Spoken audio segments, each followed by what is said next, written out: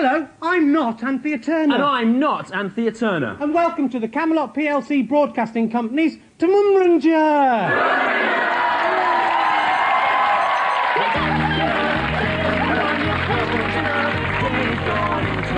On your TV, time to watch This Morning with Richard and Judy.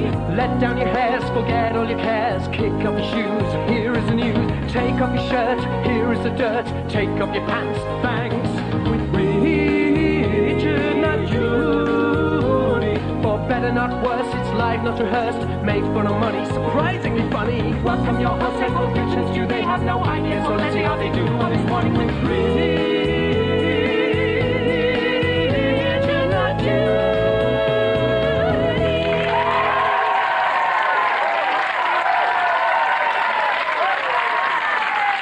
Judy. Go on, you definitely win. Thank you. I'm Stewart Lee. And I'm called Richard Herring, and welcome to Tumumranger. No, surely not, for God's sake. Love it, Stu. Are we not going to get in trouble, Rich, with you plugging Camelot at the start there? This is a public-funded broadcasting company. That can't be ethical. No, to do Stu, that. it's like Anthea Turner said about the new lottery show in What? Tuesday's paper. She would only mention the scratch card for information, not promotion. So, you know, it's ridiculous to suggest that the BBC is promoting Camelot, Stu. That is outrageous. Well, if you're sure, it seems a little ethical to me. I can't see how that can be Do them, it's right, good. really. You'll definitely I can't see win. how that can be 3 fair. chances to win. You can't. How can And that actually, be fair? I know. I went to France, actually, Stu, at last Tuesday. Oh, I brought yeah. you this on the way back on the ferry on the way Rich, back. you fool, that's anthrax. Oh. You could have certainly bought in some of Saddam Hussein's anthrax-ridden duty-free booze. Look at that. Very good Terrifying value, thing. though. It's very It cheap. is cheap, yeah. Stu, actually, I've got a bit of a satirical thing about Oh, yeah, Saddam yeah. Hussein. You know what I call Saddam Hussein, Stu? No, what? I don't call him Saddam Hussein. What do you call him? I call him Madman Insane. Good, Rich. Yeah. Good satire. Do you know what I call Bill Clinton? No, Stu? what do you call Bill I don't call him Bill What do you Clinton. call him then? I call him Bill Winky. That's brilliant. He often gets his winky out. Yeah, fantastic. Yeah, Really it's good. that- And what do you call, in your brilliant system, your Yeah. satirical system, what do you call old Tony Blair's? What do you call him? You know what I've called Don't Tony play Blair. for time, No, just I know. say what it is that I've you've got a got. really good What nickname is it, if for you've him. got it? What is it? I don't call him Tony What is Blair, it then? Stu. I call him Tony Rubbish. That is so... It's not as good as Madman Insane, is it? It's Stu, pathetic. you know what I call Robin Cook? I don't call No, him Robin don't call- Cook. no. I call him Leave Robin. it. Okay, it's time to meet the team. Do your introductions, All Rich. right, will you please welcome on the listing seat, husband and wife information unit, Joe Unwin, and a husband, the actor Kevin Eldon.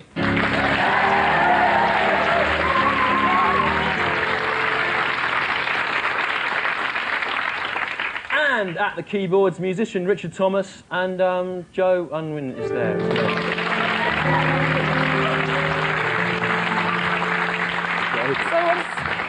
So what does like that If you one press do? that, that goes into MIDI mode, right? That means I can Yeah. use this as a kind of controller for my sequencer. Of course, I need a kind of MIDI interface, obviously. Shut up and kiss me. And in no way celebrating the BBC's partnership with Camelot PLC, nubile slave duo Trevor and Natalie.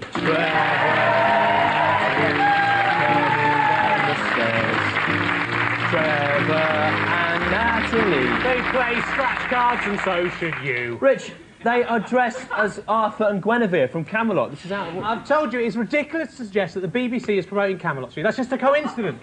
These are the clothes that Trevor and Natalie were wearing when they arrived. When they arrived from where?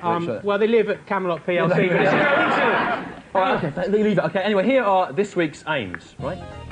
Aim 1 is to celebrate old John Major's 55th birthday by henceforth making every March the 29th John Major's Day. A day when everyone in Britain has to talk like John Majors for 24 hours. Oh, that's a good idea, Stu. I can do that in Cool. Where are my peas? Well done. Thanks, Wesley. Aim 2, to have the fans who queued for 9 days for tickets for Cliff Richard's 40th anniversary Albert Hall show rewarded with a swift and humane death. Aim 3 is to sell a new BBC scratch card, which, when scratched, reveals a photo of John Burt kissing the director of Camelot's bum. Oh, yeah. He's our boss, Stu. Aim 4, to inform all British newspaper cartoonists that smoking cannabis does not make you fly. And aim 5 is to follow this week's distasteful Princess Diana Cindy Doll tribute with a specially commissioned Princess Diana scale extra. And that is all the aims for this week.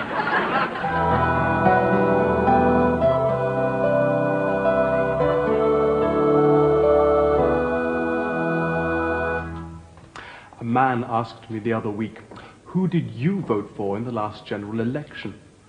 Oh, my poor fool, I responded, Jesus gets my vote every day of the week. But unlike our earthly leader, he never breaks his promises.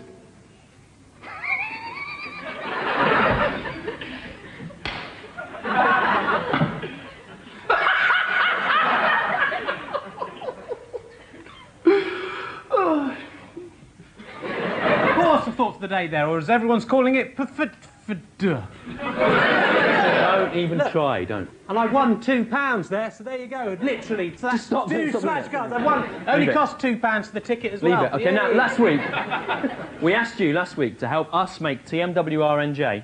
No. Yes, Britain's most popular Sunday lunchtime show by using your skills and resources to advertise us. No, shut up. Now, this is the full range of the ideas we've been sent in. Loads of things there. A hat there. A T-shirt orange. you could wear. Loads of things. The Queen Mother advertising us. That's right. But we were sent this by Michael Affleck of Middlesbrough. This is a video of his efforts to promote us. Yeah. Watch Dear this. Mr. Herring, this is my puerile attempt to advertise your show. Hope you like it.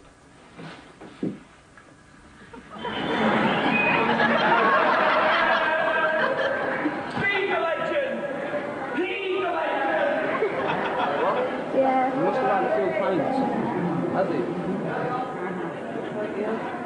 What's that brought on his body? Huh? Come on, you have to get me on. Andy, you have to get me. Just read him. Oh dear. Could have let him win, but he looked like he might do something really dangerous in the studio. So we didn't let him win, just to make him feel more ashamed of having done that. He should be embarrassed. Yeah. But Elliot Tinney sent us loads of ideas. Here's a couple of them also on video. What will you be doing next Sunday morning? Watching This Morning with Richard, not Judy. Sunday, 12:15 p.m. BBC 2. Repeated, 11:45 p.m. Friday. I took this knife and heated it with this cigarette lighter. I then used these children's paints to give my brother's friend here a tattoo. Now and home will be remembered. My name is Elliot Tiny. There he is, Elliot Tiny of Nuneaton. You are this week's King of the Show! Crown the King!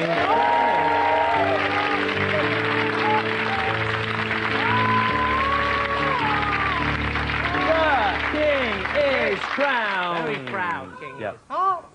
Now, King, how many people do you think you've actually made watch this show there, then? Nearly 4, Yeah. I should think.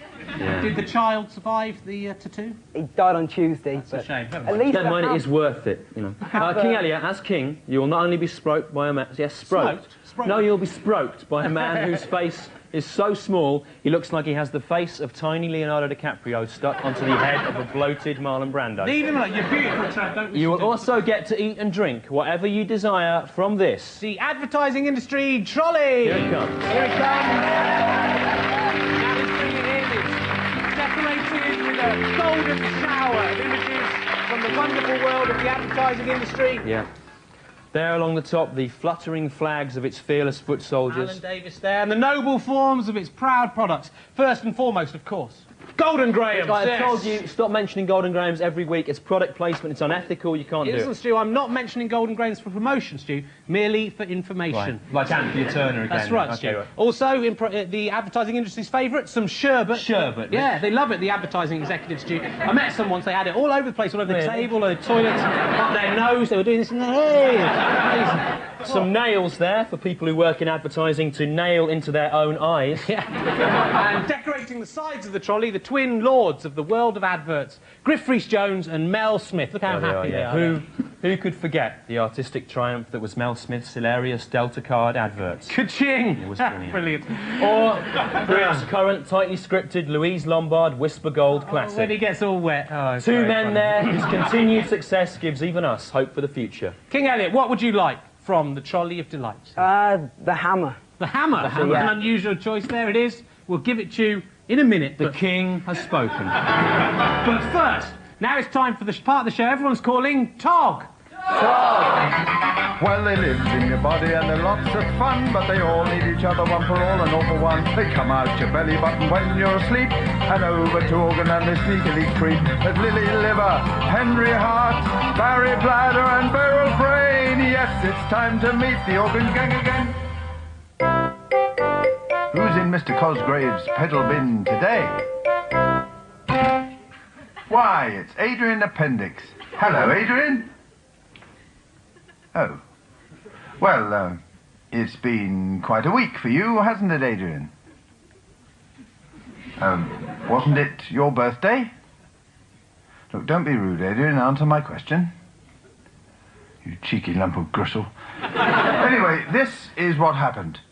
Yes, it's time to meet the organ gang again. Adrian Appendix lives in Needless Alley, off the busy Spaghetti Intestine Junction. Anyway, Adrian never really does anything, and is a bit antisocial. But today was his birthday, and the rest of the gang decided they would take him out for a treat. Come on, Adrian, said kind Henry Hart. If they had a bowel disorder anyway. Please let us in, said a desperate Barry Bladder. I really need to use the gentleman's excuse me. He's left his door open, the vestigial worm-like pouch. I'm just off to the toilet. Yeah, or someone you've never met. Happy birthday, Adrian. Or just buy it and Happy birthday, Adrian. straight away. Ew, this house really smells of boys. Hey, Adrian, Two colours. how's about we take you to the fair? Well, yesterday, but who knows? The blue may so Well, today. You can never it doesn't matter, we're going anyway. Load him onto the wheelbarrow, everyone. QVC channel. Oh no, it's evil Derek Duodenum and the vile bile duct. Ha ha ha ha ha ha. The fair looks like a perfect opportunity to take this lot for a ride. Ha ha ha ha ha ha ha. We just need to change this sign. What has Derek got planned? Will the gang get banged in the trap? Don't touch that dial, folks, and you'll find out later.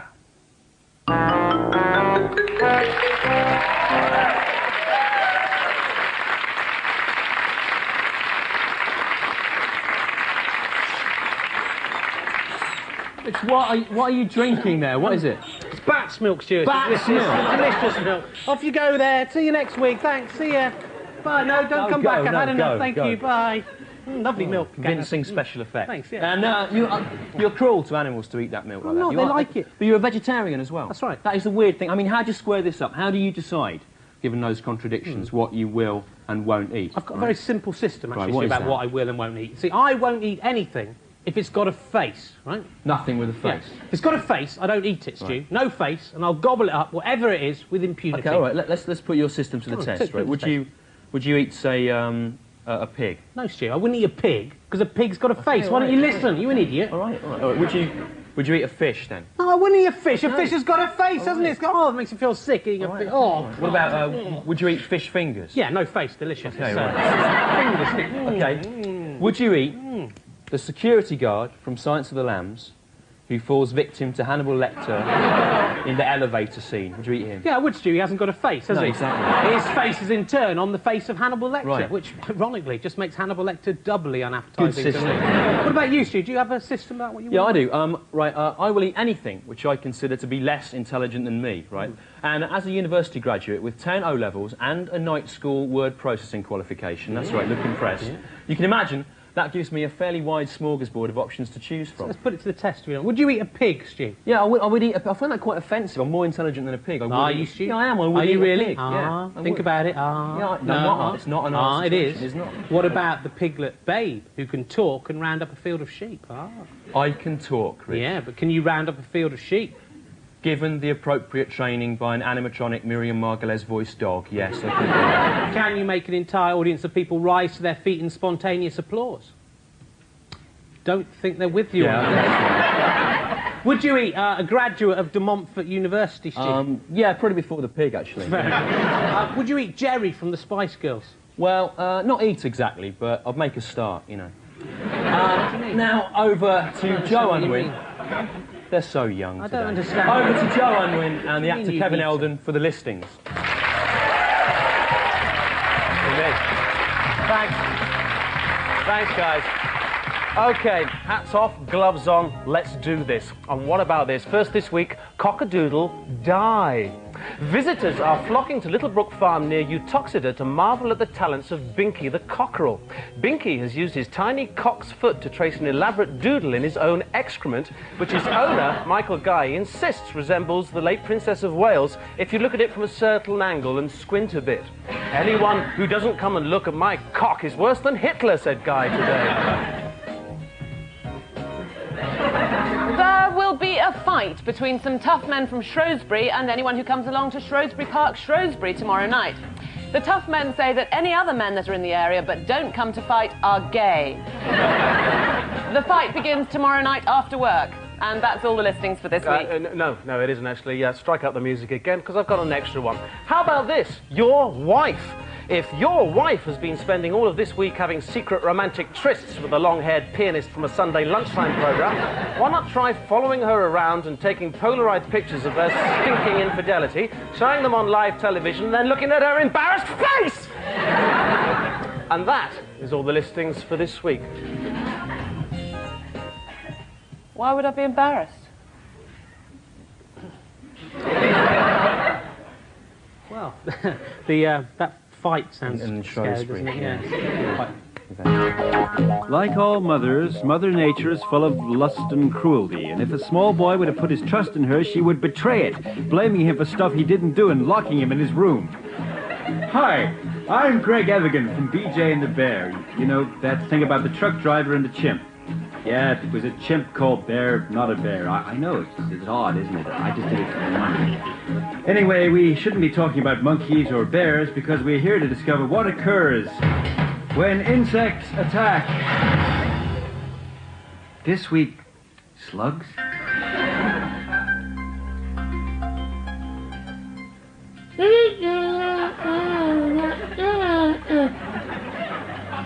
Remember, this is...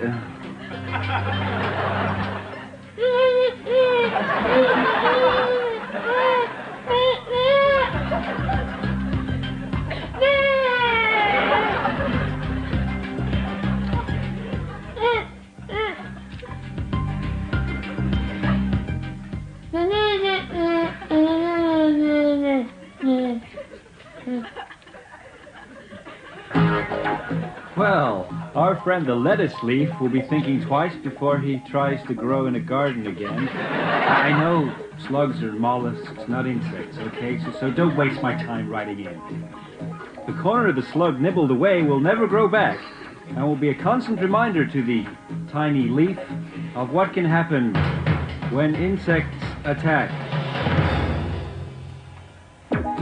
If you have any home video footage of people being attacked by insects, please send it in. As you can see, we're starting to get a little desperate here. And to be honest, even I find it quite degrading to have to pretend to be concerned or excited by changes in the shape of a leaf. So, come on, hey?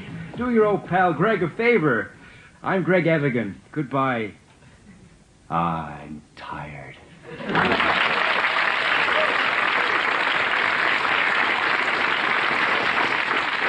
No, Stu. These scratch cards are most excellent. You know, they only cost £2, and yet there's 3 ways to win. Look, on that one, I've just won a chance to win on Play on the Home Viewer game, Stu. Stop going on about scratch cards all the time. I've said it unethical. You can't do it. I've said I'm like Anthea Turner. This is information and not promotion. All right, OK, so what you're saying, right, is that if I were to put on this Anthea Turner wig like this, right, and then say that we're starting a 31-date stand-up tour on April the 14th, playing at Norwich, Hull, Richmond, Newbury, Southampton, Bristol, Gravesend, Canterbury, Cheltenham, Kings Lynn, Cambridge, Cardiff, Guildford, Croydon, Bedford, Brighton, Stafford, Sheffield, Manchester, Leeds, Glasgow, Northwich, Derby, Watford, Newcastle, Liverpool, Oxford and Reading, As long as I said I was only mentioning the dates for information rather than promotion, like Anthea Turner, and there's nothing the BBC could do about it. Yeah, in fact, under the circumstances, it'd be hypocritical of them to complain, I wouldn't see, it, Stu? good idea, yeah. You know, I think we got away with it. I think we did, it was worked. clever. I think it's the wig putting on, they didn't both think recognise you. someone else, They thought you were from Herman's Hermits. Yeah. Anyway, you know what I call Anthea Turner, Stu? No, what is it? Don't call her Anthea Turner. I call her Anthea... I can't think of anything, actually. It's hard when it looks at her, isn't it? Rory Bremner does a bloody good job. Yeah. Excuse my language. Anyway, now it's time for the part of the show that everyone's calling Moans for.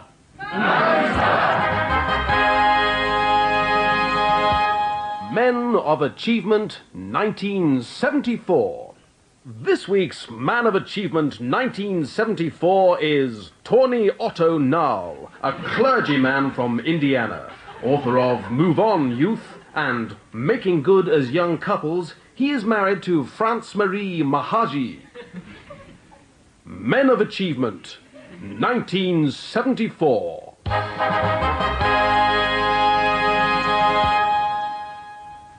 Elliot Tiny, the king of the show today. Men of Achievement, Elliot, a hit or a miss? What do you reckon? It's Don't okay. try and be clever. I can watch it now without vomiting blood. Right.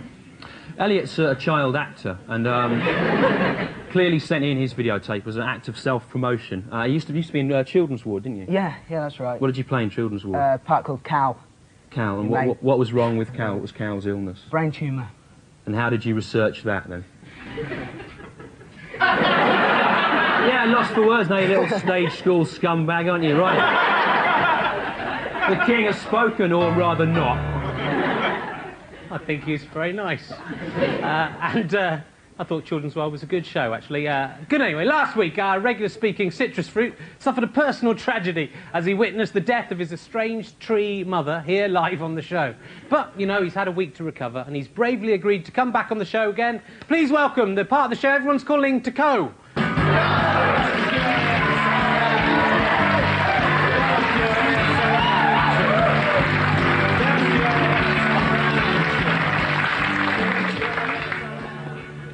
I am Curious Orange. You all right, Curious Orange? You look a bit mouldy here. Nothing! Fine. It's nothing. I've still got the old Curious Orange magic. All right, I'm sorry. Just calm down, all right? Don't touch me! Okay. Right. What are you curious about this week, the Curious Orange? Oh, I don't want to do this. It's boring. I'm an entertainer. I can do more than just ask questions. I want to sing a song. Well, you can't sing a song. You've got to ask a question like every week. That's why you're the Curious Orange. all right. You can sing a song. All right, sing a song. Go on. A song. I had a little donkey. I kept it in the yard. One day in the winter time when it was snowing hard, Mother said the donkey must be colder in the store. Bring it in the kitchen and let it have a warm. In came the donkey and bit my father's ear. Ow! Up went the donkey and kicked the chandelier. Down came the donkey and bit my father's ear again. Mother said the donkey must go out into the yard again. Auntie Maggie can't get any mother, so my drawers up. I was wrong. Brilliant. That was brilliant, yeah. Curious Orange. That was fantastic. To celebrate how good it was, let's all have a little drink. Oh, yeah. There you are. Like that, don't you? Lovely drink. That's lovely drink. I'll tell you what, lads. I'm very curious to know what this drink is called. The name of this drink, you say, the Curious Orange? Yeah. Why? Yeah. It is orange juice. You monsters! The blood of my brother! We got you! Force it into him, Stu! Drink it down! Drink it! Doesn't it? Drink it!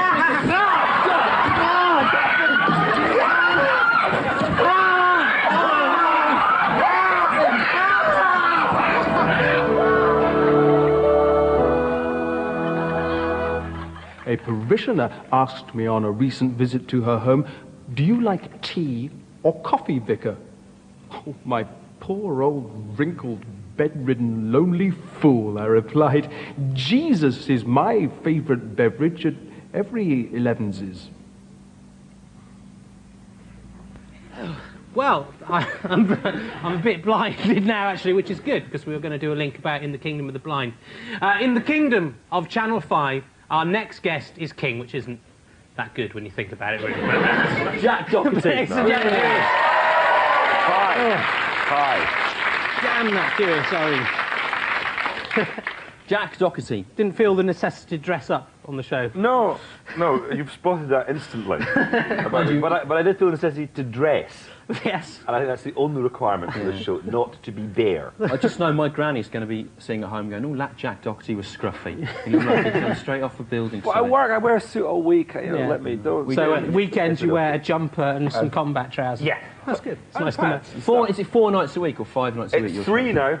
3. Yeah, only 3 to go. But you must until we're not doing it any going longer. down. It's getting more and more You must have doable. interviewed hundreds of people now. Yes, actually, yeah, 600 odd, 700 and yeah. And 10. who is the best celebrity that you've had on the show? The best celebrity is Jack Palance. Oh yeah. Yeah, because he came on to talk about Treasure Island, in which he played the part of Long John Silver, and he's sold now. He's 86, and he forgot the 2 components that were vital to the interview: A, that he just filmed Treasure Island, and B, that he played the part of Long John Silver. I do 2 things. Also, he doesn't know the difference between a sign going stage and a sign going fire exit. So this is, you go Jack Palance, and then it's a lonely 5 minutes. Well, an old confused man outside in an alleyway. Yeah, and then they bring him on, and you go, so tell us about the new. Right, and he was your best guest. And that's been the highlight. Right. But it's best in the way that I mean worst. I see. So what is the worst in the way that I mean actually best? worst? Well, when I say worst, I actually mean worst. Well, I hate saying it because it was David Bowie, and I feel crap. I'm 13 when I say that.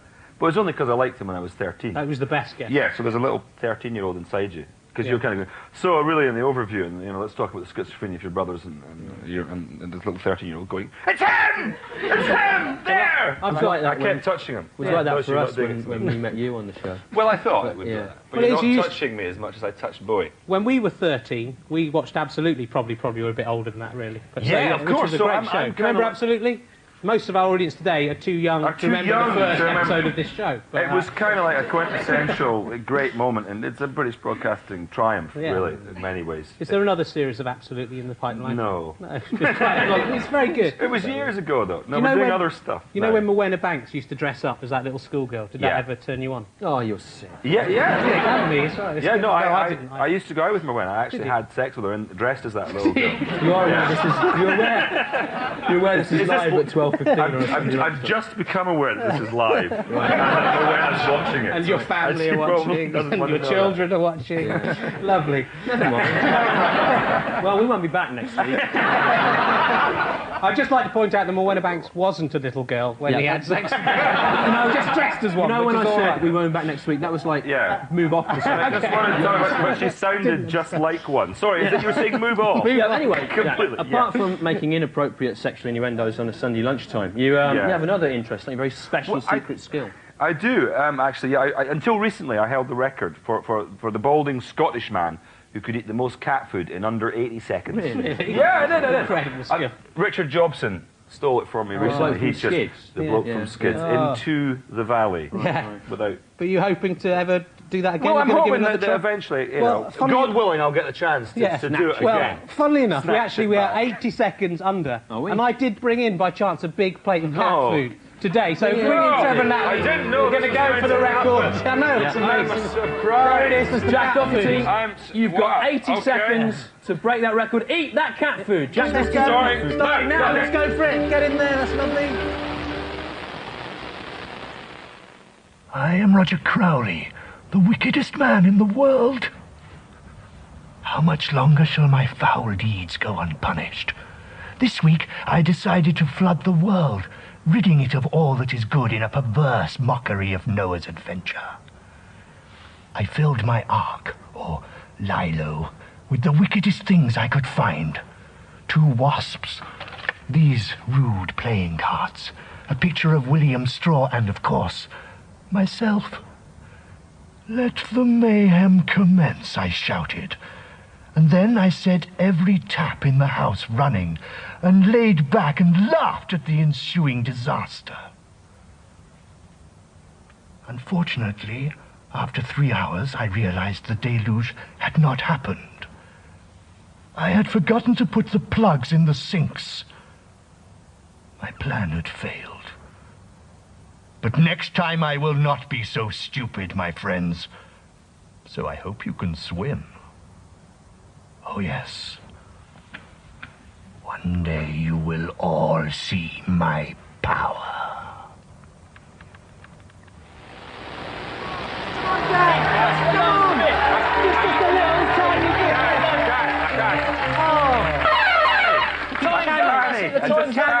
He hasn't eaten it. Time's up. Bad luck, Jack. That was... The balding Scottish man's most cat food and underrated setting record is not yours. It's still... Damn Richard Jobs. I'll get him though. You did a great job. Ladies and gentlemen, Jack Doherty! There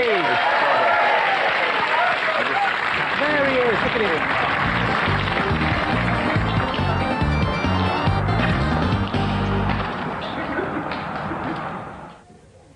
At the start of each term, the headmaster calls a meeting to unveil his new timetable. It's an exciting event looked forward to by one and all. And with the help of my home computer, I think I can confidently say that this term's timetable is infallible. A papal edict of timetables.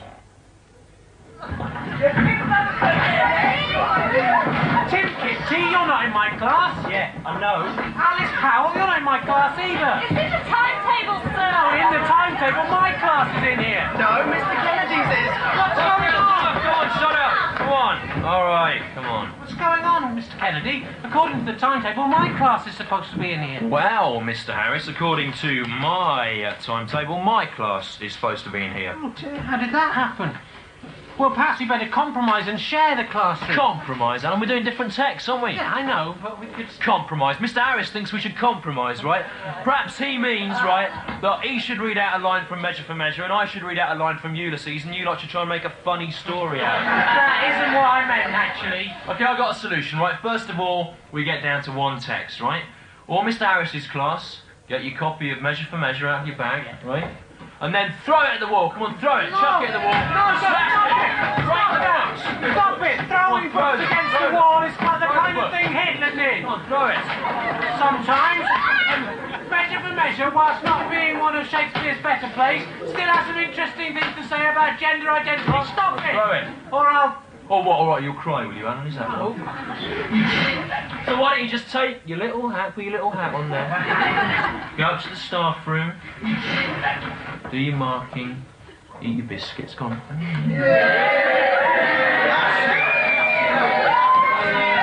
is going on here? I can hear you right over by the Hugh Sexy Wing. Is this a classroom or the monkey zoo? Headmaster, far from being infallible, it appears that your infallible timetable is in fact the opposite of that, fallible. Give me that. No, it appears, Mr. Kennedy, that someone has altered your copy of the timetable with red pen. That's right, I did it. I did it to teach my class that any system that relies on a timetable is by definition crap.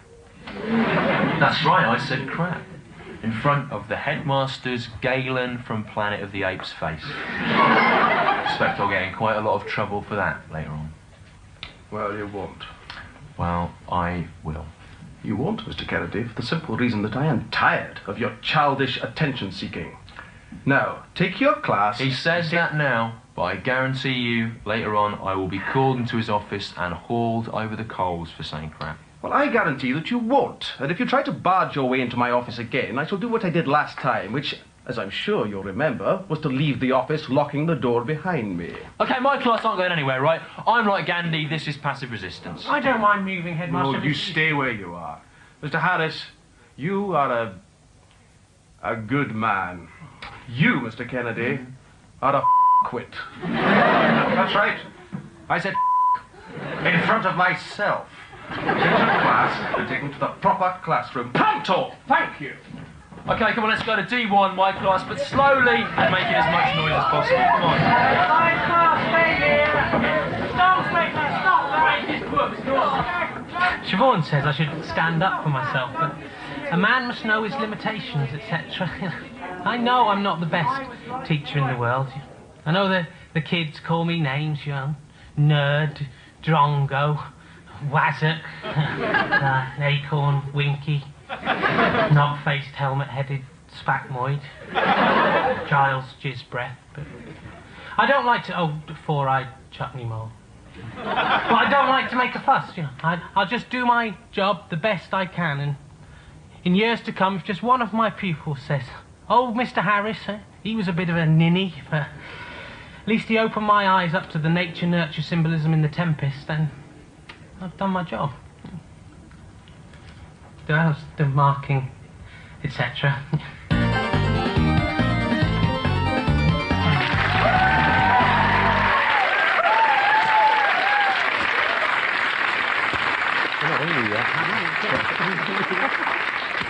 Ugh, I'm hopping mad, Stu. Look at this. I've been reading the paper. You've seen what the Brussels bureaucrats are up to, old plastic Bertrand and the Brussels... Have you seen what they're trying to do? They're trying to stop us in England putting our sewage in the sea. Yeah, but that's a good thing, surely, Rich. Look, Stu, if we want to put our English sewage in the English sea, then that's up to us. It's not up to Gerard Depardieu, it's up to us. Yeah. And at least we put our sewage in the sea. What are you saying? I've been on holiday to France. Oh. I've seen what they do with their sewage there, Stu, and it's disgusting. Yeah. They don't have toilets, you see. No. Well, they have little holes in the ground, by the side of the road, right? In the gutter there, with a little grill over them. You're meant to go to the toilet there in full view of everyone, and then the police have the audacity to arrest you for just using the toilet. Rich, those aren't toilets. Those are drains. Well, even so, it's still disgusting. They're filthy, the French. Filthy. You are playing up to racial stereotypes. They said that Hitler played up to racial stereotypes, Stu. Well, he did, didn't he, Rich?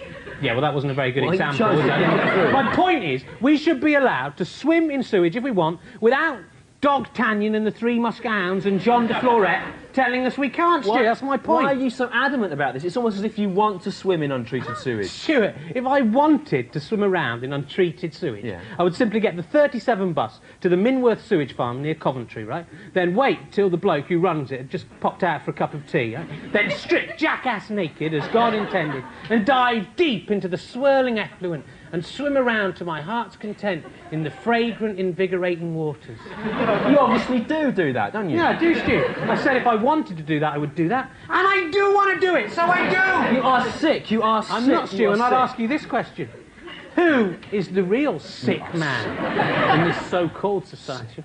Is it the ordinary, normal, everyday man who gets some harmless pleasure and slight sexual arousal from swimming around in effluent? And I'm not saying he does this, the man, Stu, but possibly he gets an added thrill by secretly weeing into the sewage. Maybe he enjoys the warmth around his thighs. Is he so sick, really, Stu? Wait. Oh, is it the businessman in his suit and tie, going to his indoor toilet and making the sewage in the first place? Yes. It's the first one, Rich. Oh, we get it. The bloke swimming in... So he's the sick one, you know, probably literally. No, Stu, but no, because with that, I'm going to pick you up on this one. If it wasn't for the businessman, there would be no sewage, would it? It's the businessman's fault. It doesn't make it all, does it? You can't blame this one fictional businessman for all your perversion. You can. It's entrapment, Stu. If the businessman didn't create the temptation, the crime wouldn't happen, wouldn't it? It's like William Straw. But William Straw did not swim around in untreated sewage. No, Stu, he didn't. But he would have done if he thought it would help him get off with an attractive 28-year-old reporter, wouldn't he? Yeah, think about it. Yes, it's time to meet the organ gang again. Hello again.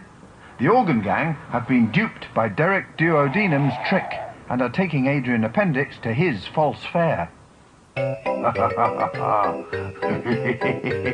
Not bad for 5 minutes work. Quick, here they come. Roll up, roll up. Welcome to Lyric Duodenum's perfectly safe fare. I'm just after the toilet. Is it this young vestigial worm-shaped poucher's birthday? Why then, me and my assistant will take him on the Big Dipper for free. And off we go. Anyone riding on this Big Dipper is certain to be killed. Hold on. We are on the cart too. And so is a plan of genius ruined by a tiny detail.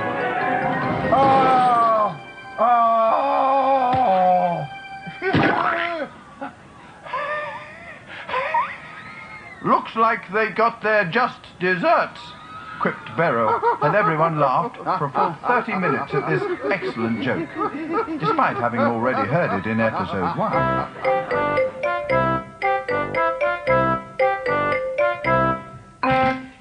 So, Adrian, I think it's fair to say that your birthday went with a bit of a bang. That was a funny joke that deserved a bit of a response at least. I don't have to stand for this, you know. I am Brian Cant.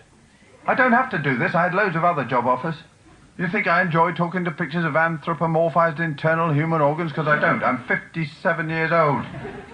Well, sod you. That's it. I'm out of here. In all my years of broadcasting, I've never been treated like this. Not on play school, play away, trumped and nothing. The most half-assed excuse for a cartoon series I've ever seen. Well, let's see how you get on without me, right?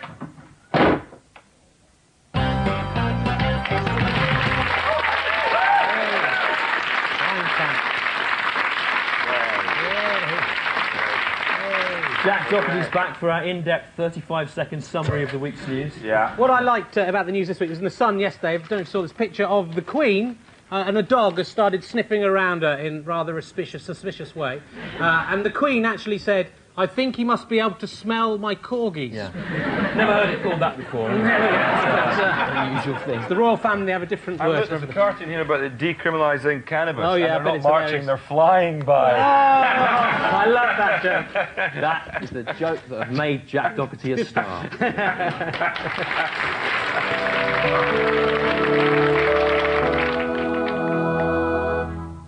Buddhists. Oh dear. Your ideas are naive at best. But if you believe the same as I do, then you don't have to worry about coming back as a dung beetle. So swallow your pride and admit you were wrong. Go on. Well, Time's clock has rubbed right against us. It's the end of the show. If you want to be next week's King of the Show, to write to us and tell us why you think you should be. That's right, the person who gives us the best reason why they should be king will be next week's king. That's how it works. Maybe you've got a week to live. You want to spend your dying minutes on live TV being force-fed Golden Graham. So you can write to us at the normal address, BBC TV Centre London, W12 7RJ. Or email us. We're still with CompuServe. Please, come on. We're with CompuServe, but we're not going to be for long. Thanks to everyone else who's written. If you are with CompuServe, please leave them, because they're rubbish. Anyway, time to end with this week's hymn. Come on. Just shut off, right? You know, go join your monkey mates. Go on. Whoa, cool it down, music man, or you may snap a string. Whew, I'm out of here. Hey, buddy, you better watch your back. Okay, let's see. Yeah. Don't worry about me, pixie face. There's a whole world out there. And Go away, Kevin. Right. That's the end of the show. Let's sing this week's hymn, the National Lottery theme. Camelot, come on. Buy scratch cards. Da da da da da da da da da da da da da da da.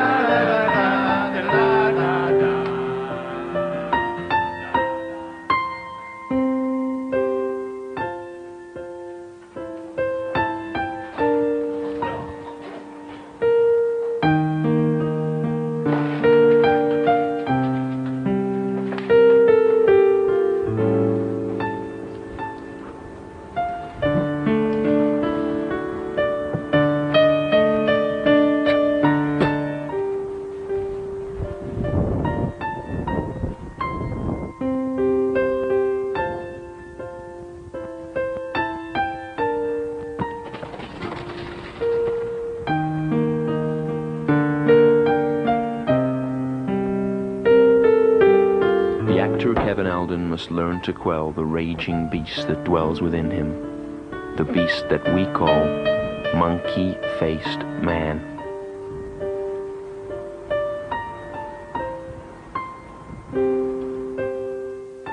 I made this. Only because I told you to make it. You didn't. I made it up about a year ago. Oh, yeah. Did.